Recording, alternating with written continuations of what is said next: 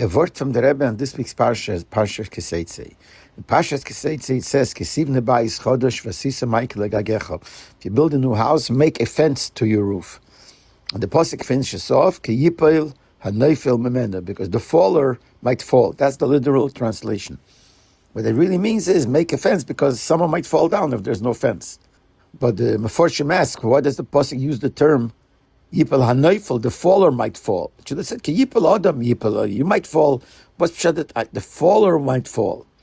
And the Meforshim explained it. But the Rebbe explains it also, al pichsidis, based on what it says in Shiloh. In Shiloh it says that the deeper pshat, the ruchnesdike pshat in this pasuk is, Asisa ma'ikle gagecha, you should make a fence to your roof. The roof represents the person's ego, person's gaive. Limited, make a limit to it. Because otherwise you might fall. In other words, if a person has too much gaiva, it'll cause a descent in his spiritual level. But the Rebbe explains it based on that Shiloh a little bit differently. That we're talking about a person who's trying to affect somebody else, trying to influence somebody else for the good. The Pasuk is telling us, be careful, make sure that your gaiva does not get mixed in your hashpoah on somebody else. Because if that person senses gaiva that you have, that you don't mean it seriously, but you want to express your ego, he won't accept it. And then he will fall even lower.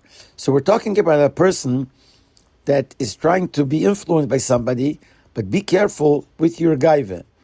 But the question one might ask, in that case, if that person who's listening is really serious, what does he care if I have gaiva when I do it?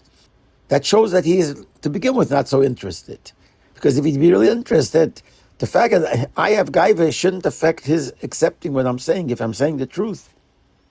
So that shows that if he doesn't accept it, it's not because of my gaiva. So the pasuk says no. Even though the person is a neifel, he's a faller, he's falling already. In other words, he's a person that's not in the high madrege. He's a person that is not in a level to accept the truth just because it's true. So we would call him a neifel. He's already a faller. He's already somebody who's not so high. He's falling already. Nevertheless, you don't add to it. That you make sure that your gaiva doesn't interfere in your being mashpia on that person. Because if your gaiva in fact is felt there, it'll cause him to turn away. He's a neifel anyway. You don't have to add to it. So make sure that when you help somebody, try to influence somebody for the good, there should be no gaiva involved, because if there is, he might not accept it, and you will even add to his falling in his ruchnisdike level.